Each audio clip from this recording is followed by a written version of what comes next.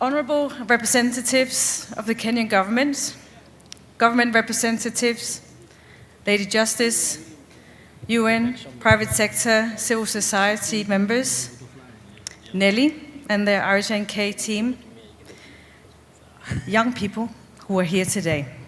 Good afternoon. It's an absolute honor and a privilege to stand here with you today.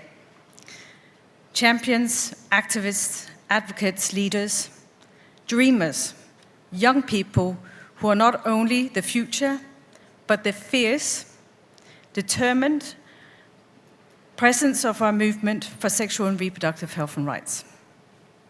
I want to begin today by acknowledging that I stand here before you with someone of considerable privilege. I have a position where I have access to power, to decision makers, to resources. And with that comes responsibility. So a responsibility not only to speak the truth to power, but to also use that power in solidarity with you.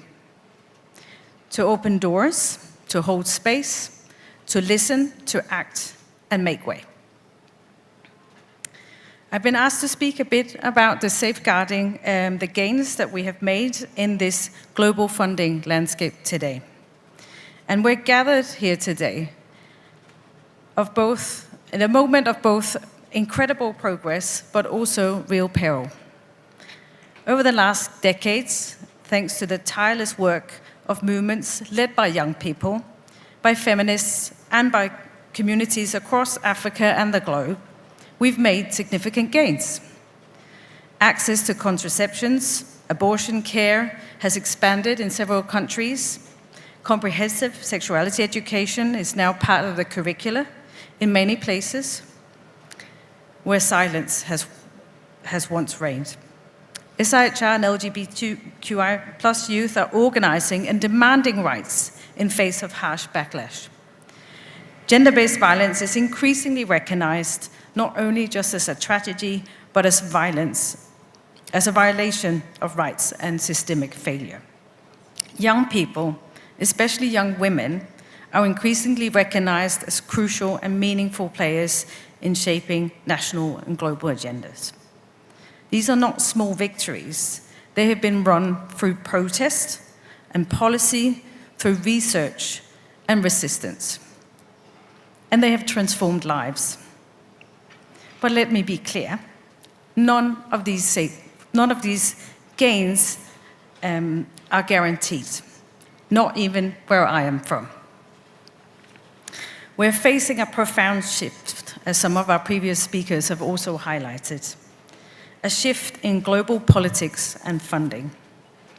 Conservative backlash, donor fatigue, economic uncertainty, and new international priorities are placing sexual and reproductive health and rights and gender equality at risk. Some funders are pulling back from long-standing commitments. Others are avoiding so-called controversial issues. Youth-led and feminist organizations have been squeezed out of critical resources. At the same time, the anti-rights movement is well-funded and highly organized, are gaining ground. This isn't just about money. It's about power, it's about ideology, and ultimately, it's about lives. Because when funders disappear, services disappear. Where priorities change, so do policies. And when rights are deprioritized, oppression fills the gaps. And let's be honest about what is truly at stake. What is at stake is our rights, your fundamental human rights to make decisions about your body, your identity, and your future.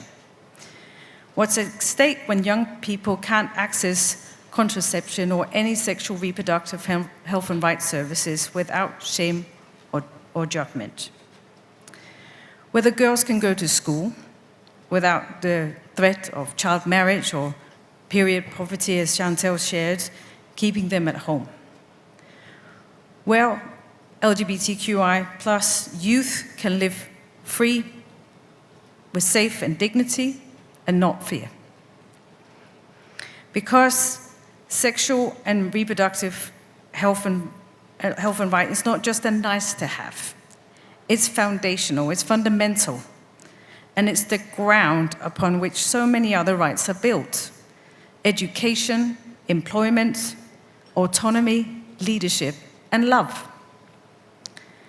And it must be said over and over again that young people are not just the beneficiaries of this agenda. You are the architects, you are the movement, and you've been organizing in your community, navigating hostile laws, built coalitions, demanding intersectional, inclusive, rights-based approaches when others have told you to wait your turn.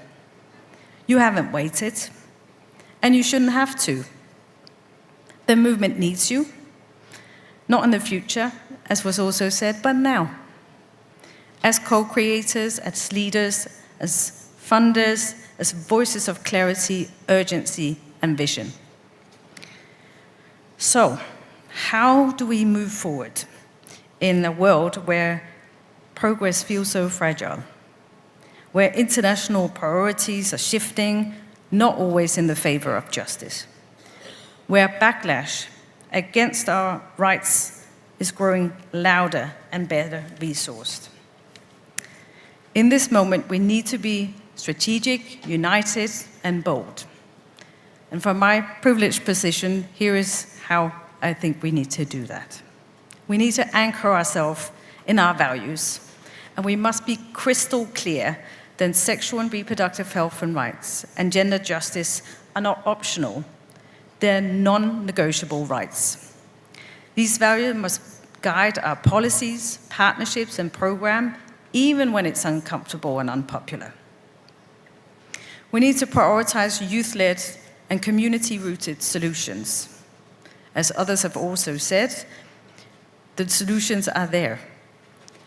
Funding must follow leadership, and that leadership is already in the hands of young people who know their context, their needs, and their community the best. And we need to stop asking young people whether they're ready and start asking if the system is listening. We need to strengthen solidarity across movement. The fight for sexual and reproductive health and rights and gender equality doesn't happen in isolation. It's deeply connected to movements for radical justice, economic equity, LGBTQI+ rights, and climate action. And we must stand in active solidarity with these causes, recognizing and building a just and liberating world means showing up for one another across all struggles for human rights and dignity. We need to shift the power in practice, not just in theory. So donors and international organizations, like my own, we need to do more than just talk about decolonializing. We must let go of control, and we must invest directly in African and youth-led initiatives, trust the local expertise, and be accountable for the power that we hold. And focus on the local financing. In the wake of this global funding uncertainty, countries should focus attentions also on local financing of health and sexual and reproductive health and rights programs as a means of enhancing sustainable efforts. We need to use our voice to shape the narrative. The world needs to hear your stories. They need to hear Chantel. The voices of courage, of organizing, of love and resistance. And we need to replace the fear with facts. Shame with pride, silence with strength. Public opinion shapes public policy, and the narratives is ours to reclaim. So I want to thank RHNK once again to focus on this topic in such a timely moment. In these times of uncertainty, it's so easy to feel overwhelmed. But you're here, and we are here, and that in itself is resistance. Every time you demand access to care, you affirm that your body is your own. Every time you challenge unjust laws or stand up to stigma, you push the world closer to justice. And every time you choose to believe that a different world is possible, you make it so. So let us move forward together, especially during these days, with courage and with clarity and with radical hope. Because your right to sexual and reproductive health and rights is not up for debate. It's non-negotiable, it's essential, and it's yours. So thanks again. I'm deeply honored to be here, not just to speak, but I'm here to learn, and I'm here to listen. And I'll carry your story, Chantal, with me in as many places as I go.